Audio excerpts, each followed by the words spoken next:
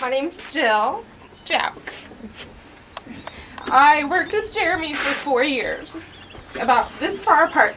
That's right. If I backed up my chair, I hit our coworker Brittany. If I scooted over my chair, I would hit Jeremy. And we were really close for those 4 years. And our coworker Brittany that sat behind me, she got married in Atlanta. And we had listened to a year's worth of wedding planning in this little cubicle area. So we had to go see this big, fancy to-do. So the whole way there, speaking of music, we listened to rap music and booty dance music that I actually like.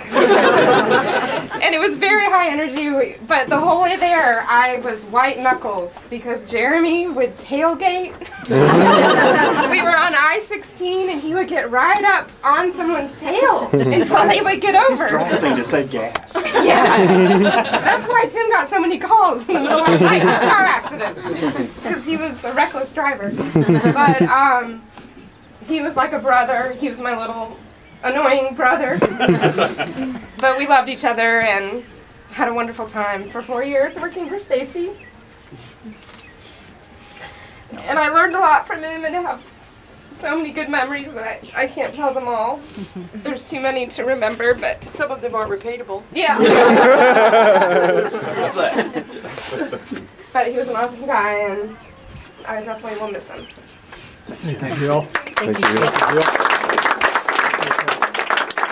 Hello, Pronis. Hey everybody, I'm Pronis, or as you used to call me on the podcast, young and talented Pronis Tinoyakaya. I only have the pleasure of knowing this man for a year. And in that, break down here, sorry. In that year, he's had one of the biggest impacts on me. And I know if it wasn't for him, I probably still wouldn't be doing comics, right? Maybe do once in a blue moon, but he kicked my ass. He always put me on blast.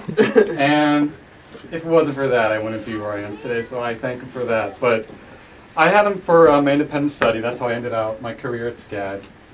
And it was a one-on-one thing with him, and I wouldn't have had it any other way because he taught me so much in that class. And I remember the last day, my last day as a SCAD student, like he made a big to-do when I walked through the Norris doors. Like he told me about this like ceremony that I think was at some college in Texas. You walk through these archways when you graduate. He was like, "This is your archway, Pronis.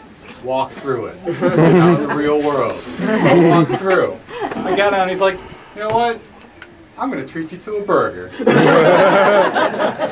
We go down to B&D Burger, and it kind of was hitting me as we were walking around. Like, we're chatting about comics, and then we started chatting about, like, okay, Pronis, well, what are your future plans? And it started hitting me slowly, like, oh, shit, I'm in the real world now. But he's like, okay, calm down, you'll make it, I'll make sure you make it.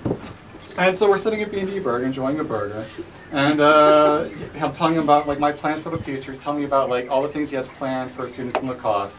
And then out of nowhere, he tells me about his diabetic cat that he has to put down tomorrow because he's going to France and no one wants to take care of it. Then he moves on to another topic like it's no big thing. I'm like, Sweetwater, back up here. Diabetic cat. So I mean that was a great way for me to end my SCAD career. But like, even after I was no longer a student, he always like brought me in to give demos to the students. He always made me feel important. He had me be a part of the podcast.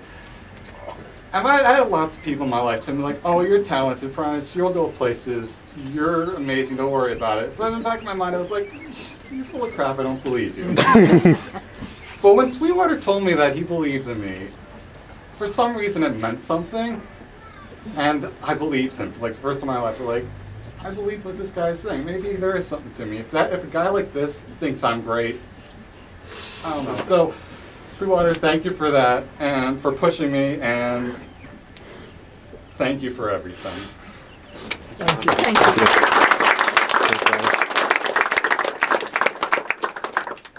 I'm Andrea.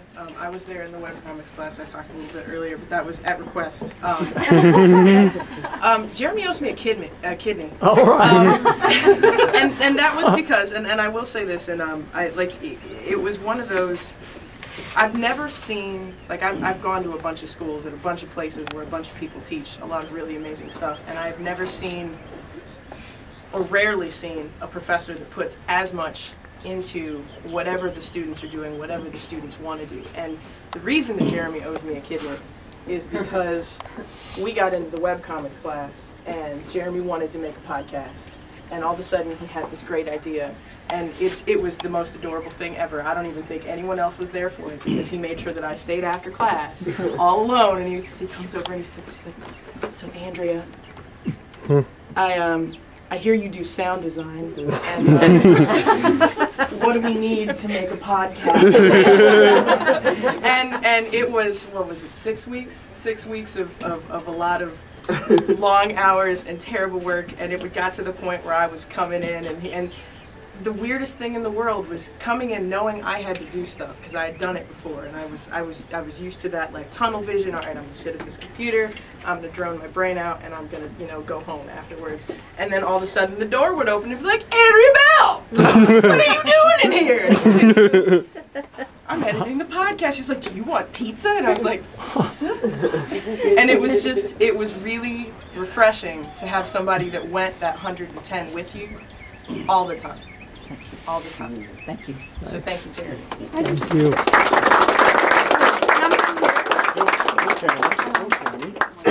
so many things have come to my mind listening to all of you. And first, I just want to say how apparent it was to all of us who loved him how much he loved his parents.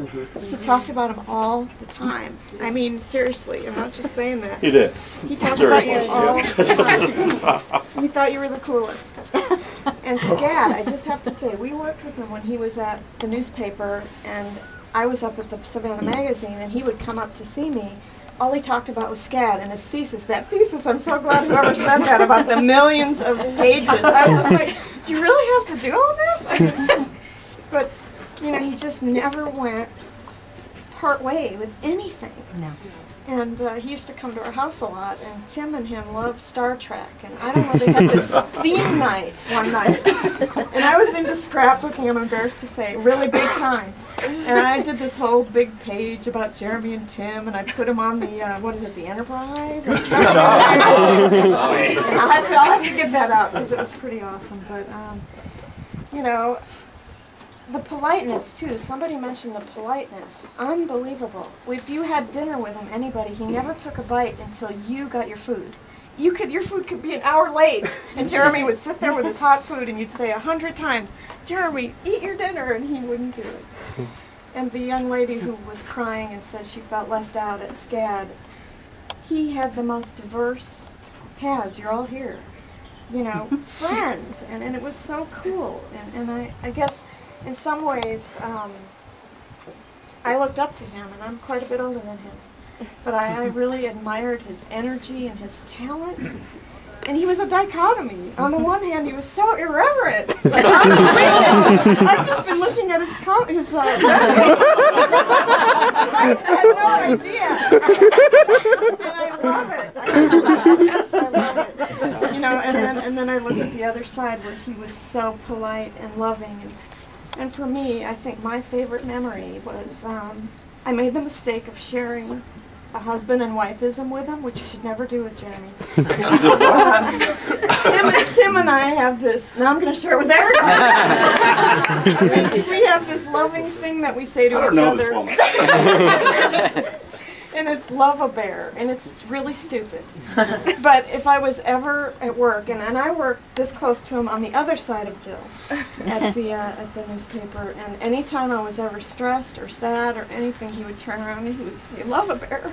And it would just tickle me because he's so cool and that's so corny. And I'm just, I think I'm still in shock, and I know that, you know, we've lost a good one.